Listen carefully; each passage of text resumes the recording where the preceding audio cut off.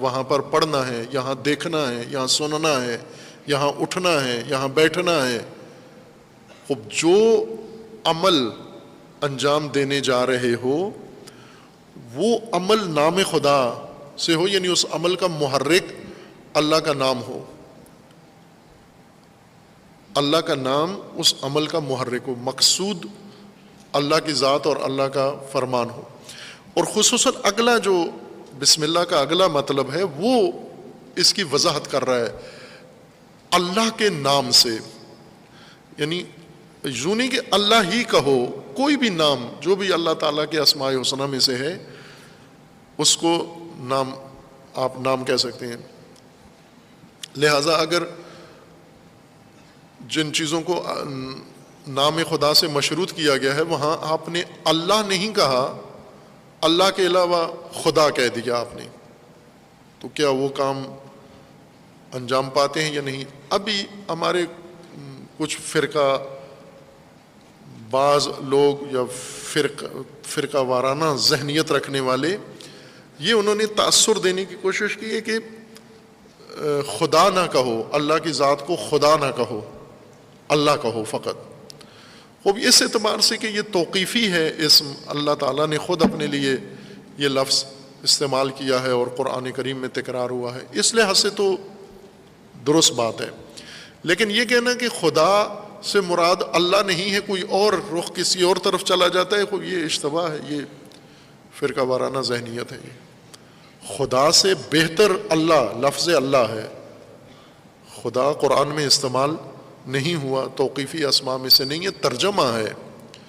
اور بہت ساری چیزوں کو ہم نہ کریں ترجمہ، جیسے کہا تھا کہ زکوٰۃ کا ترجمہ نہیں کیا، بہت اچھا کام کیا، ہر چند زکوٰۃ کا حکم ختم کر دیا، زکوٰۃ ادا نہیں کرتے، فریضہ وہ اڑا دیا، لیکن نام نہیں بدلا زکوٰۃ کا، زکوٰۃ ہی رہنے دیا، خمس کا نام خمس رہنے دیا، روزہ صوم کا ترجمہ کر دیا، روزہ نہ کرتے بہتر تھا، صوم ہی رہتا اردو میں بھی. اسی طرح صلاۃ ترجمہ نماز میں کر دیا، نہ ہوتا تو کہیں بہتر تھا. صلاۃ چونکہ نماز پوری ترجمانی صلاۃ کی نہیں ہے، صلاۃ بہت جامعیت ہے اس کے اندر. انشاءاللہ اگر توفیق ہوئی اس آیت پر پہنچے مطلب پر تو عرض کروں گا ان سارے مفردات قرآن کریم کو عربی قاعدے اور لغت کے مطابق کہ ان الفاظ سے خصوصاً جس ترکیب کے ساتھ استعمال ہوئے ہیں، جیسے اقامت الصلاۃ، کہیں بھی قراءت الصلاۃ نہیں ہے بلکہ اقامت الصلاۃ ہے. اقامت بھی مدد دیتا ہے صلاۃ کو، اس کی جامعیت کو سمجھنے کے لیے. ہم نے ترجمہ نماز کر لیا ہے، زکوٰۃ کا نہیں کیا، خمس کا نہیں کیا، جہاد کا بھی ترجمہ نہیں کیا، یہ باقی الفاظ کا کر دیا. اللہ کا بھی ترجمہ نہ کریں تو سب سے بہتر ہے، لیکن اگر کیا ہے کسی اور زبان میں، جیسے انگلش میں کوئی کہتا ہے گاڈ اور مقصد اللہ کی ذات ہے، تو وہ ٹھیک ترجمہ ہے، اس میں نہیں ہے کہ ممانعت ہے یہ لفظ استعمال نہ کرے. تو انگریز کیا کہیں پھر، اگر ان کو اللہ تعالیٰ کا نام لینا ہے تو اپنی زبان میں ہی لیں گے. عبری والے اپنی زبان میں لیتے ہیں، ہر زبان والے اپنی زبان میں لیں گے. فارسی نے ترجمہ کیا خدا، اور اس کا اردو میں بھی استعمال رائج ہو گیا ہے، چونکہ اردو فارسی سے ہی تشکیل پائی ہے. تو خدا یہاں بھی اور پنجابی اور پشتو اور سب میں خدا کا بھی کثرت سے استعمال ہوا ہے، تو کوئی حرج نہیں ہے خدا کہنے میں. لیکن ظاہر ہے کہ متبادل اللہ کا نہیں ہے. اللہ ایک خاص اپنے اندر معنی رکھتا ہے، اور دو لفظ اگر دو چابیاں ہدایت کی کھل جائیں ہم پر، دو رمزیں دین کی کھل جائیں، سارا دین واضح ہو جاتا ہے. تمام دین اگر دو چیزیں کھل جائیں، دو راز، دو اصطلاحیں، دو کوڈ اگر مومنین کے لیے کھل جائیں، پورا دین انسان کو یکجا سمجھ میں آ جاتا ہے. ایک اللہ، لفظ اللہ، اور ایک جو مخلوق کے لیے ہے عبد، یہ دو کوڈ ہیں. انہی کے اندر تمام باقی راز سارے وہ اسی کی تشریح ہے، اللہ اور عبد کی. اور انہی دو میں ہم تفسیر کے مقام پر دور چلے گئے ہیں. نہ عبد کا صحیح تفسیر کی کہ وہ عبد نکلے اندر سے، اور نہ اللہ کی اس طرح سے تفسیر کی کہ وہ اللہ اندر سے، اس لفظ کے اندر سے اللہ نکلے. اللہ کے نام سننے سے ہم کسی اور طرف ذہن چلا جاتا ہے، اور عبد سننے سے ذہن کسی اور طرف منتقل ہو جاتا ہے. جبکہ قرآن نے زیادہ انہی پر انحصار کیا ہے. یہ دو لفظ کثرت سے تکرار ہوئے ہیں، اللہ اور عبد، اپنے مشتقات کے ساتھ، عبادت، عبد اور عباد جو بھی تکرار ہوا ہے. اللہ کے نام کے ساتھ آپ نے شروع کرنا ہے. خوب، یہ دراصل جیسے عرض کیا تھا کہ تمام انسان جو بھی روئے زمین پر ہیں وہ کسی نہ کسی نام پر یہ سب کچھ کر رہے ہیں. جیسے مغربی ممالک آپ دیکھیں تو وہ ڈیموکریسی کے نام پر سب کچھ کر رہے ہیں، یعنی ان کے تمام اجتماعی زندگی کی بنیاد ڈیموکریسی ہے، جمہوریت ہے. اور اس جمہوریت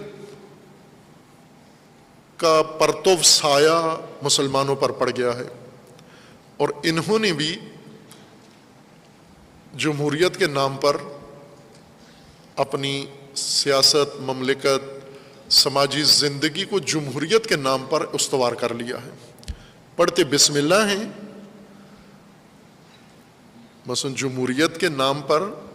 ابھی آپ دیکھ رہے ہیں نا، جمہوریت پاکستان میں اپنا اثر دکھا رہی ہے، حقیقی چہرہ دکھا رہی ہے. مغربی ممالک جمہوریت کے نام پر سب کچھ کرتے ہیں. کچھ ممالک ہیں قومیت کے نام پر، کچھ طبقات قومیت کے نام پر سارے کام انجام دیتے ہیں.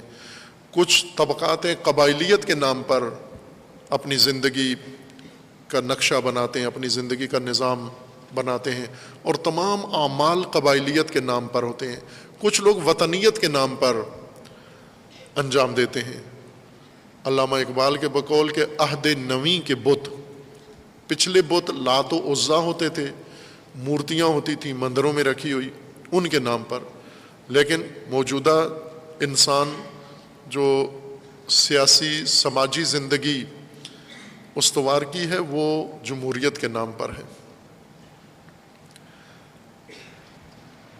مومن کو یہ رہنمائی ہے کہ آپ نے اپنی سیاسی زندگی، سماجی زندگی اللہ کے نام پر قائم کرنی ہے، یہ اللہ کے نام پر ہو.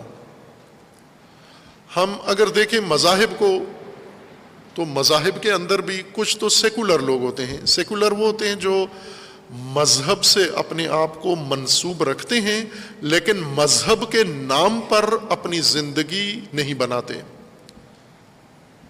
مذہب سے اپنے آپ کو رکھتے ہیں تعلق کسی حد تک، لیکن زندگی کا کوئی کام مذہب کے نام پر نہیں کرتے. آپ ہندو، دو قسم کے ہندو ہیں. ایک وہ ہندو ہیں جو اپنے دھرم مذہب کے نام پر اور مذہبی جو مقدسات ہیں ان کی رام کے نام پر سارے کام انجام دیتے ہیں. لیکن اکثریت ہندوؤں کی سیکولر ہیں. وہ اگر فرض کریں ایک ہندو جب شادی کرتا ہے تو وہ رام کے نام پر نہیں کرتا، وہ اپنے مقصد کے لیے کرتا ہے. تجارت کرتا ہے تو رام کے نام پر نہیں کرتا. رام کو صرف رکھتا ہے مندر میں. رام مندر میں ہی رہے، مندر سے باہر نہ آئے، نہ میری کمپنی میں آئے، نہ میرے دکان پہ آئے، نہ میرے گھر میں آئے، نہ میرے سوسائٹی میں آئے، وہیں رہے. مجھے ضرورت پڑی کبھی کبھار تو میں رام کے پاس چلا جاؤں گا، مندر میں جا کر جو آداب ہیں بجا لوں گا، لیکن وہ نہ آئے میری زندگی میں. یہ سیکولر ہندو ہے.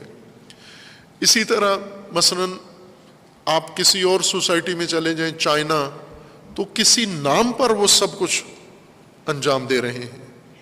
چائنا یا ملک کو انہوں نے مرکز بنایا ہوا ہے، وطنیت کو یا قومیت کو یا کسی بھی ہدف کو انہوں نے مرکز اپنی زندگی کا محور قرار دے کر اس کے مطابق ساری زندگی تشکیل دی ہے. نقشہ ڈھانچہ سارا اس کے مطابق انہوں نے بنایا ہے.